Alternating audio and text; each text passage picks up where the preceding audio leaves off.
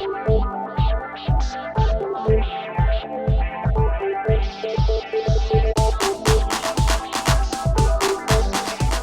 you for tuning in to Iconic Fashion TV. I am Sheldon G. Horton, and as always, we have a great show for you today. Before we go any further, I want to introduce my incredibly fly co-host. We have KnarQuelya. Hi. We have Starr. What's happening? And last but not least, my boy, Rashan Wells. What it do? We have an outstanding show for all of you makeup lovers. Our guest is a professional makeup artist and image consultant. If you've ever seen the beautiful Phaedra Parks or the Braxtons, then you know his work. We have none other than Kelvin will be joining us today. We also have some makeup must-haves from the beautiful brand Lush.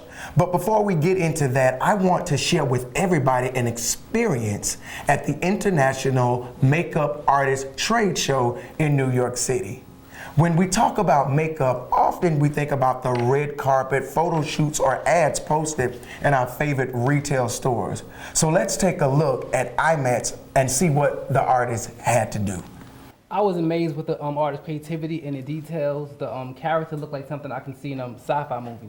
The artistry is amazing, from the detail of the airbrush design to the face makeup. She looks like a fairy tale character. I love the layering of this costume mixed with the paint. This took a lot of thought, and accuracy in assembling this. This was definitely one of my favorites. And I think this piece should be called Interrelated Emotions because of her heart being a machine. It's kind of like, interrelated parts is a machine. Different parts work for different functions. So I think it's deep. That is deep, Starr. Again, the precision is just impeccable. I think she looks very futuristic. I would love to have seen this in person. I thought of an android because sometimes as humans we can be sometimes mechanical or even emotionless. This was an awesome mix of goth and beauty done by makeup artist Emily Edgar from the Makeup Forever. Wow, it's very Alice in Wonderland, mystical. I really find it hard to believe that just a counter makeup artist did this look. And like Tinkerbell. Okay. The Tinkerbell all grown up. That's what she reminds me of. Yeah, like the dark side. From the dark side. The dramatic colors and the details caught my attention. At first glance, I thought the crow was maybe a burlesque crow, If she had wings, I would love to see used as a coat, to give a dramatic or sexy effect. I agree, that's I love it. I can see her having a full body of wings that, started from the multicolors and just kind of emerged into the blue that was around her belly button. It was very interesting to watch because there were two people working on this model. They layered different colored paints with foam brushes. Yeah, this picture reminds me of Avatar, like with an attitude of seduction because of all her colors. I think of it as like the outfit it speaks alluring to me, like it's alluring. She allures you to do things you may not want to do. Well, Starr, her attitude gives me sassy peacock. I could see her like on Broadway. I really just think all the IMATS makeup artists are incredible. Yeah. The mind is a terrible thing to waste. When I first seen this model, the head being painted gold gave me of a Star Trek, creation, someone telekinesis powers, maybe? I can see that. When I walked past this booth, as they were doing this makeup, it didn't strike me at first, but once they finished, she was a crowd pleaser. People were waiting in line to take pictures with her. I even took pictures of people that were standing in line waiting to get their pictures taken, and of course I got mine. For this picture, she really reminds me of, you guys remember the movie Princess and the Frog? Mm-hmm. She reminds me like a godmother fairy type, okay. You know what I mean? When she turned it to the frog, you know what I mean? Wow. All right. Thank you so much to all of our friends at the International Makeup Artists Trade Show. For more information about IMATS, visit them online at www.imats.net. Stay tuned to find out our must-have items of the week. You may actually win some. Stay tuned in to Iconic Fashion TV. NFC, AFC, offensive linemen, defensive tackles, quarterbacks, and cornerbacks are all living united to ensure the academic success of millions of kids in our communities all the way to graduation day. But that won't happen without you. So take the pledge at unitedway.org. Make a difference in the life of a child. Suit up like your favorite NFL players and become a volunteer reader, tutor, or mentor with United Way.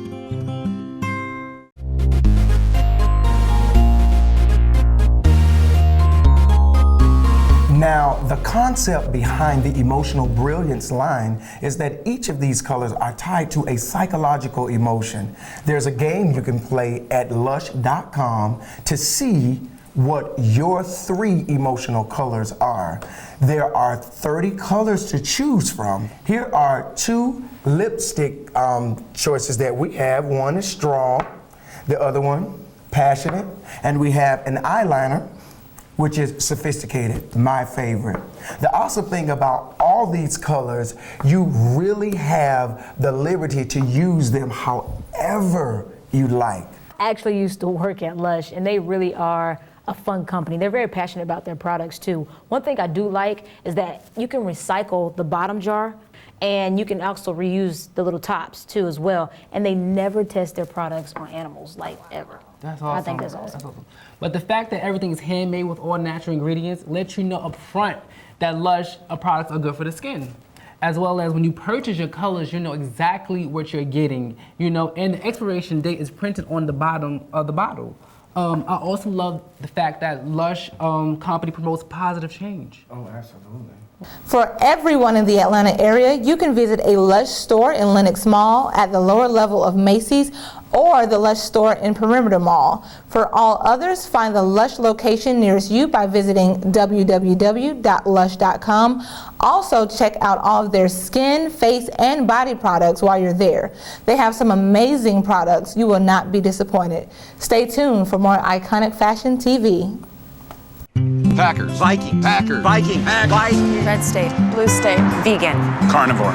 We come from different places. Uptown. downtown, night owl, Early bird. We come to different conclusions. Half empty. half full. But when we live united, we create real, lasting change in the building blocks of life. The education, income, and health of our communities, Live our families, united. even the person next to us. Live united. Real change won't happen without you.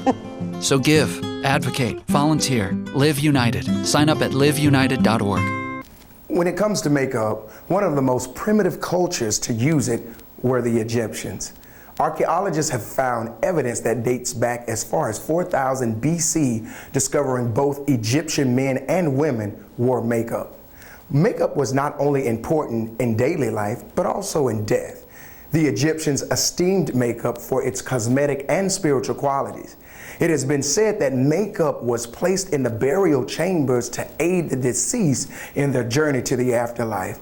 Some of the common makeup was black coal, used to darken around the eyes and the eyelashes, and also carmine beetles and ant eggs were used to make deep red lipstick. Queen Cleopatra's makeup was not only beautiful, but also legendary. And this is one of many iconic moments. Together now, we can make it better now. Come on. Moving a little and eating better every day can help make you and your child healthier. Search We Can to find out more. Now, for all of you models out there, today's industry exclusive is with the owner of Couture Modeling Agency, Miss Shanae Floyd. Shanae tells us a little bit about herself, the agency, and we even get a chance to see some of her couture models walk the runway. Take a look.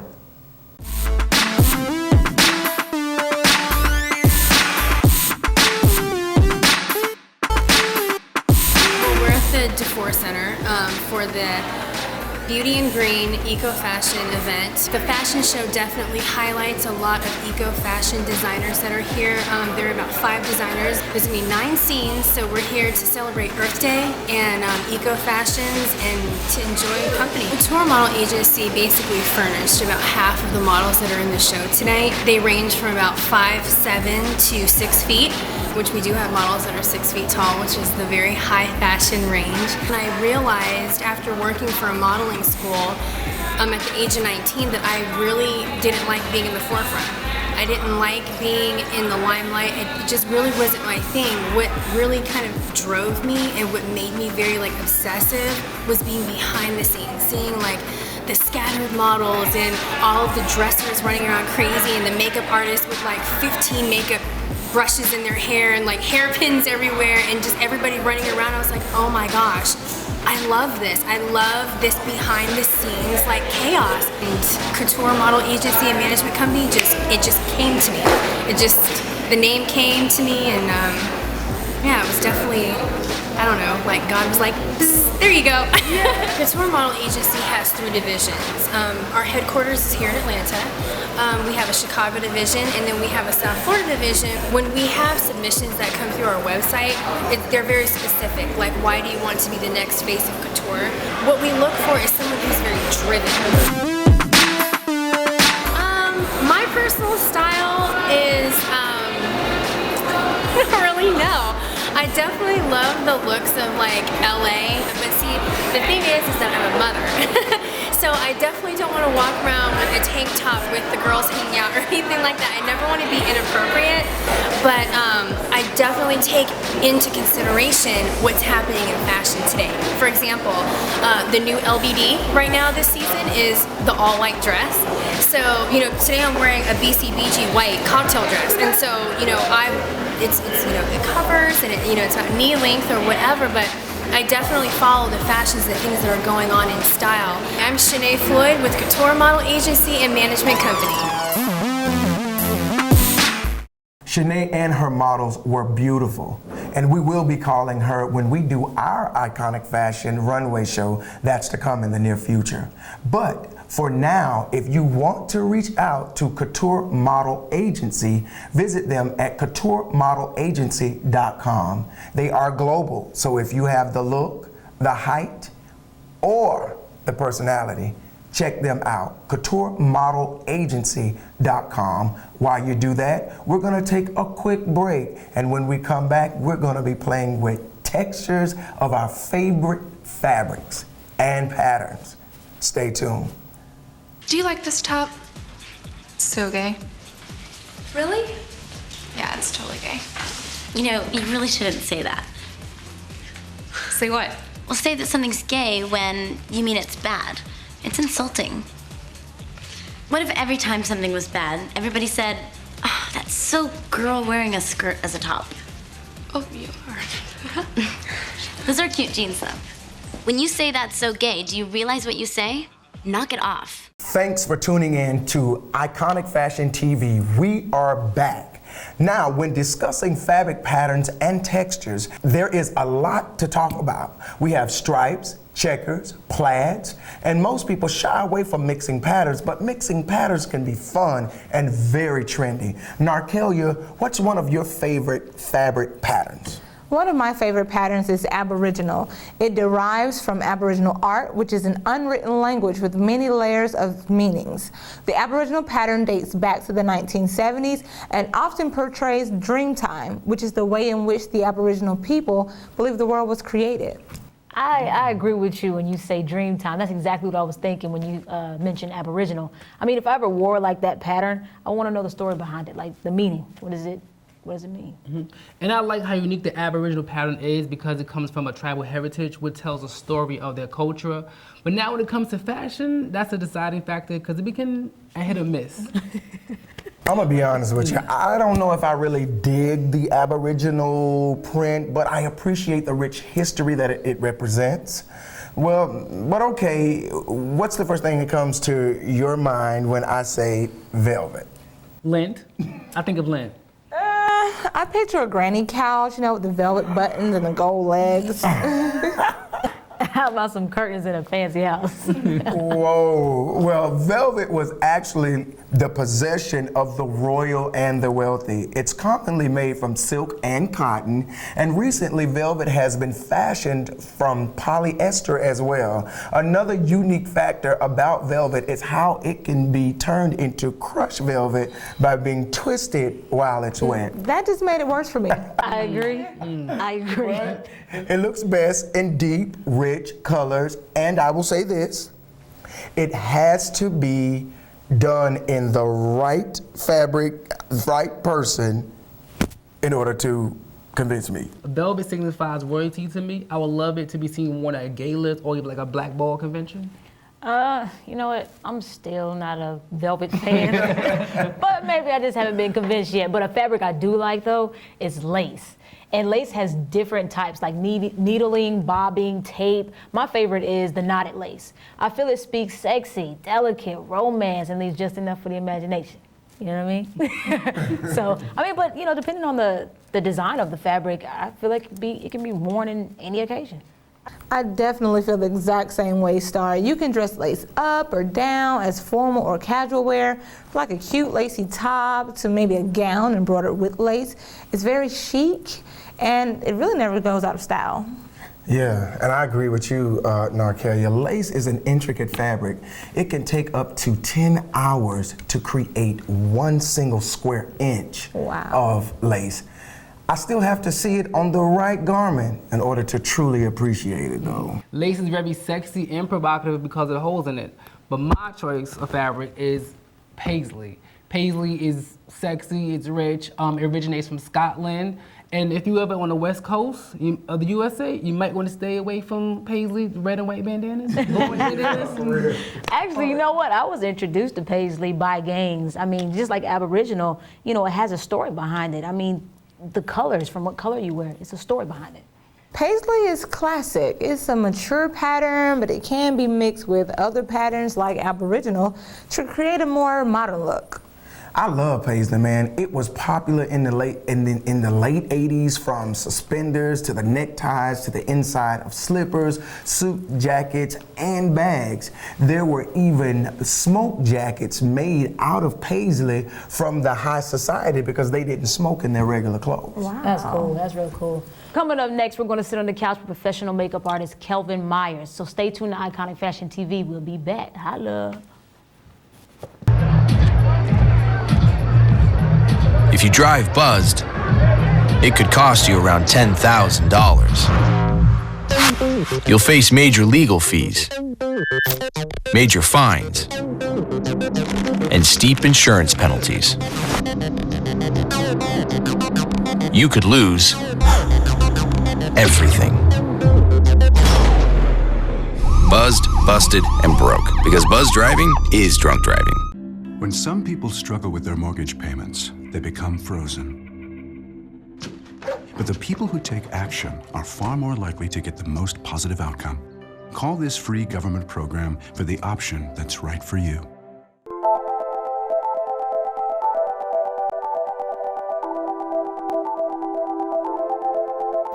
We're back with more Iconic Fashion TV, and it's now time for our Contributor to Fashion interview.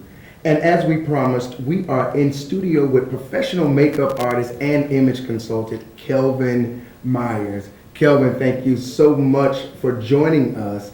I know you've been traveling and you just got back from LA, so we're very pleased to have you in the studio today. I want to start off by asking you what brought you to Atlanta from your hometown, Sumter, South Carolina. Well, first of all, I just want to say thank you for having me. I really appreciate being here with you guys today. I came to Atlanta for college. I attended DeVry University. I graduated June 4th, 1991, and I was enrolled at DeVry University here in Atlanta, July 11th. Wow. I read that you love theatrical productions and you're working on the live production of Disney's The Lion King. What is that like for you?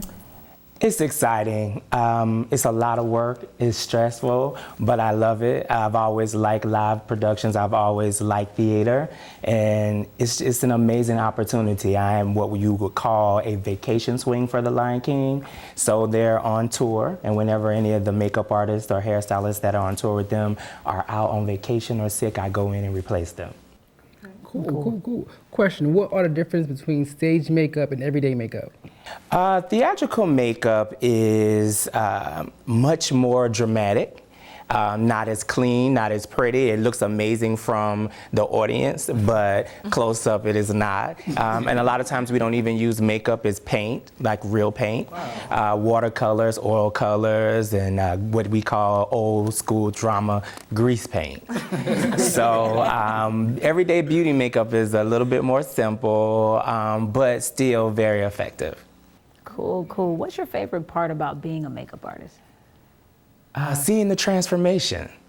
I love creating. I love a transformation. And when I do beauty makeup for everyday women, I love to make people feel good about themselves and bring out the best in them and things that they may not have even ever realized or appreciated about their own features. Oh, that is absolutely awesome. Is there a particular makeup brand that you prefer? I always tell people I boutique my clients. I love different things for different lines. Yes. I don't think that one line just does it for everybody. And it's all about researching your products and playing with them and testing them to see what it is that you like and how it manipulates. Oh, absolutely. I like that. But question, what are some of your beauty must-haves? Beauty must-haves. Now, I do have some beauty must-haves. Some of my favorite foundations, of course, are gonna be Smashbox foundations, and I love them because they're effective. They're oil-free, fragrance-free, paraben-free, so you can put them on almost anybody without having a reaction, and it looks and feels like skin. I love Brow Tech by Smashbox. Again, brows are very important, so even if you're not a huge makeup wearer, you always want a very groomed brow, and it's easy. You don't have to be an artist. You can just be an average person who wants to look good, and you can make it work. Have you ever had to duplicate a certain look from a photo or even duplicate a look from a fellow makeup artist? Absolutely, all the time, actually. Well, the funniest thing is that when you get hired with the Lai-Ling, you have one time to look at the makeup application get done, and then the very next show you have to do it. Wow. So, and they give you, that's pressure. Yes. Pressure. Yeah, listen, it makes you feel alive. No, look, I see. So tell me, Kelvin, how does one go from being a makeup artist to being a celebrity makeup artist?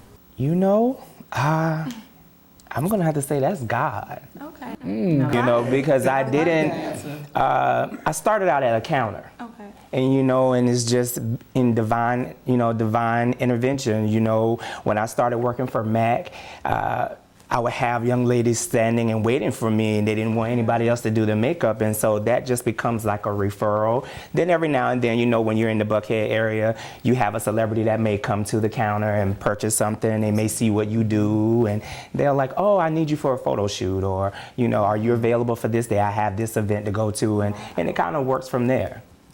Well, you've been a part of so many different projects. Which has been your favorite? Oh my gosh. I love doing everything that I've done, really, to be honest, but I think that what I am most partial to right now is a project that I'm working on. I produce a live theatrical benefit show to help raise money for Hero for Children. Hero for Children is a nonprofit that helps to support kids that are either infected or affected by HIV and AIDS. So, Kelvin, what are some of the things that you focus on when this industry gets challenged? You know, I'm a very spiritual person, so my routine is kind of the same always. Like every morning I'm up praying or doing some type of meditation or devotion to keep my mind right, to keep my spirit right. So when I'm running into difficulties or challenges, you know, I just know that it may look a certain way right now, but it will end up looking the way that I visualized it to be. I like that one. Yeah. I'm so a fan of that right now. So with that being said, did you ever have experience that made you question your calling or ability to be a professional makeup artist? You know what? Because it was something that I prayed about, and it wasn't really what I was trying to do. I used to be an engineer. So when I got laid off and I was out of work for 4 or 5 months, and the girl at the Mac counter kept calling me, and you know, I played around with them and I did some freelancing on the weekends and stuff like that, and she offered me a position, and I'm like, oh, I know what you guys make. I can't do that. You know, I'll find another job in engineering. It'll be fine. So like after 4 or 5 months and she kept calling me, you know, I was like, well, Lord, are you trying to tell me something? So, and I hadn't found another job, and I'd never been without a job that long. So I was getting a little nervous, and I was taking care of my little brother at the time. And so that night before I went to bed, I just prayed, and I was like, well, Lord, whatever your will is, let it be done. I know that I'm okay if I'm in your will. And the very next morning she called me, she goes, Kelvin, this is my last time calling you. And so I took the job as a makeup artist, and I've been a makeup artist ever since. Well, and a lot of people just think makeup is just for women. So kind of tell us about your male grooming clients. Well, you know, definitely makeup transcends all sexes, all races, all ages. But makeup is a tool. It's not just for beauty. It's a tool. You know, when you're doing TV and entertainment and media and film, you know, you're gonna run into opportunities where you have to groom men. And so I've done lots of the hip hop rappers and hip hop performers here in the city. Ludacris, Shorty Low, Jazzy Faye. I've gotten an opportunity to work with Idris Elba.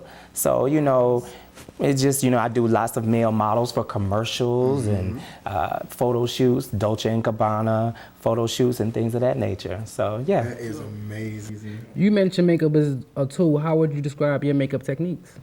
My makeup techniques change from person to person and for whatever the situation may be. However, I will always tell people that a great concealer application is the key to my makeup application. Okay. Yeah.